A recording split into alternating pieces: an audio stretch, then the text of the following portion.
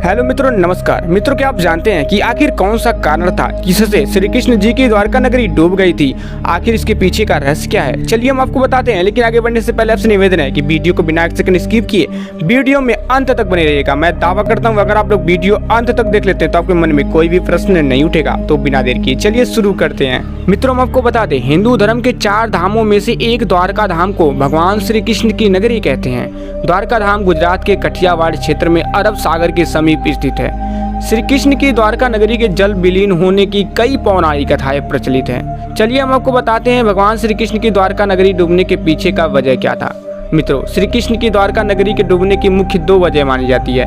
पहला है गांधारी का श्राप। मित्रों, पौराणिक कथा के अनुसार जरासंध द्वारा प्रजा पर होने वाले अत्याचारों को रोकने के लिए भगवान श्री कृष्ण मथुरा को छोड़कर चले गए थे। श्री कृष्ण ने समुद्र किनारे अपनी एक दिव्य नगरी बसाई। इस नगरी का नाम द्वारका रखा और माना जाता है कि महाभारत के 36 वर्ष बाद द्वारका नगरी समुद्र में डूब गई थी। महाभारत में पांडवों की विजय हुई और सभी कौरवों का नाश हो गया था। इसके बाद जब युधिष्ठिर का हस्तिनापुर में राज तिलक हो रहा था, उस समय श्री कृष्ण भी वहाँ मौजूद थे।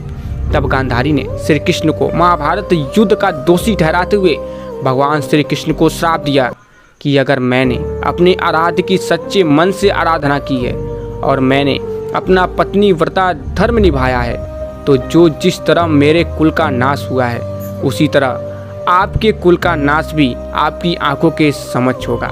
कहते हैं इस श्राप की वजह से श्री कृष्ण की द्वारका नगरी पानी में समा गई।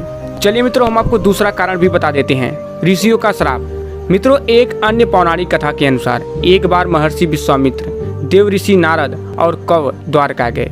तब यादव वंश के कुछ लड़के ऋषियों के साथ उपहास करने के प्रयोजन से श्री कृष्ण के पुत्र सांब को स्त्री वेश में ले गए और ऋषियों से कहा कि यह स्त्री गर्भवती है, आप इसके गर्भ में पल रहे शिशु के बारे में बताइए कि क्या जन्म लेगा। ऋषियों ने अपना अपमान होता देख श्राप दिया कि इसके गर्भ से मूसल उत्पन्न होगा और उस मूसल से समस्त यदुवंशी कुल का नाश हो जाएगा। उसके पश्चात सभी यदुवंशी आपस में लड़ लड़ कर मरने लगे थे। सभी यदुवंशियों की मृत्यु के बाद बलराम ने भी अपना शरीर त्याग दिया था।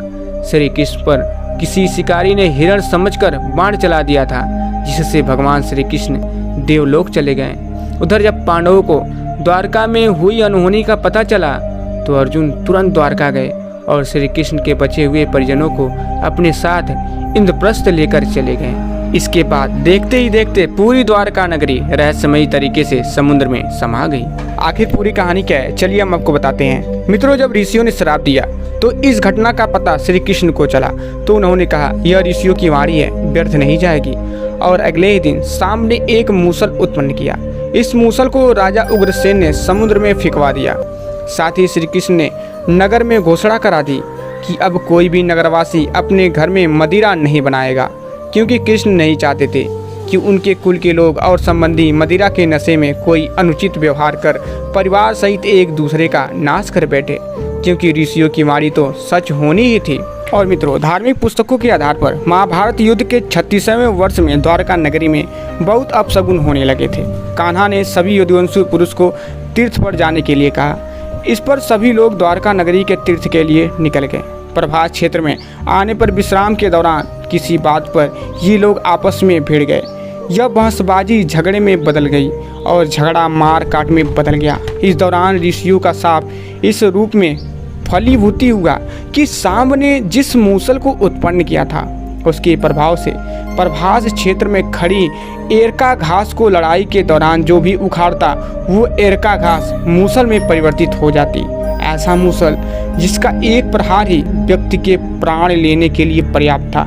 इस लड़ाई से श्री कृष्ण के पुत्र प्रगुन भी मारे गए। और मित्रों, सूचना मिलते ही कान्हा प्रभास क्षेत्र पहुँचे। अपने पुत्र और प्रियजनों को मृत देखकर श्री कृष्ण ने क्रोध में वहां खड़ी एरका घास उखाड़ ली और हाथ में आते ही उस घास ने मूसल का रूप ले लिया। लड़ाई में जो लोग बचे रह गए थे, जिन्होंने अपने परिजनों को मारा था, श्री कृष्ण ने एक एक वार से उन सभी का वध कर दिया। अंत में सिर्फ श्री कृष्ण, उनके सारथी दारुक और बलराम बचे। इस पर श्री कृष्ण ने दारुक से कहा कि हस्तिनापुर जाकर अर्जुन को यहाँ ले आओ। फिर बलराम को वहीं रुकने को कहा और स्वयं अपने पिता को इस संहार के बारे में सूचित करने द्वारका चले गए। कान्हा ने वासुदेव जी को इस नरसंहार के बारे में बताया और कहा कि जल्द यहाँ अर्जुन आएंगे, आप नगर की स्त्रियों और बच्चों को लेकर अर्जुन के साथ हस्तिनापुर चले जाइएगा। और हाँ मित्रों, जब श्री कृष्ण वापस प्रभास क्षेत्र पहुँचे तब बलराम जी ध्यान अवस्था में बैठे थे। कान्हा के पहुँचते ही उनके शरीर से शेषनाग निकले और समुद्र में चले गए। अब श्री कृष्ण इधर उधर घूमते हुए अपने जीवन और गांधारी के सांप के बारे में विचार करने लगे और फिर एक पेड़ की छांव में बैठ गए। इसी समय जरा नामक एक शिकारी का बाण उनके पैरों में आकर लगा, जिसने दूर से उनके पैर के अंगूठे को हिरण का मुख समझकर बाण चला दिया था। जब वह शिकारी शिकार उठाने पहुंचा तो श्री कृष्ण को देखकर क्षमा मांगने लगा। कान्हा ने उसे अभय दान देकर देह त्याग दी। और मित्रों, अर्जुन ने द्वारका पहुंचकर वासुदेव जी से कहा कि वह नगर में शेष बचे सभी लोगों को हस्तिनापुर चलने की तैयारी का आदेश दें। फिर अर्जुन ने प्रभास क्षेत्र जाकर सभी यदुवंशियों का अंतिम संस्कार किया। अगले दिन वासुदेव जी ने प्राण त्याग दिए। उस पर उनका अंतिम संस्कार कर अर्जुन सभी महिलाओं और बच्चों को लेकर द्वारका से निकल गए। जैसे ही उन लोगों ने नगर छोड़ा, द्वारका का राजमहल और नगरी समुद्र में समा गई। उसी नगरी के पिलर और अवशेष के बारे में समुद्र से जुड़ी अलग अलग रिसर्च के दौरान जानकारी मिलती रहती है। और मित्रों, वर्तमान में स्थित द्वारका गोमती द्वारका के नाम से जानी जाती है। यहाँ 8वीं शताब्दी में सनातन धर्म की रक्षा और प्रसार के लिए आदि शंकराचार्य ने द्वारका पीठ की स्थापना की है।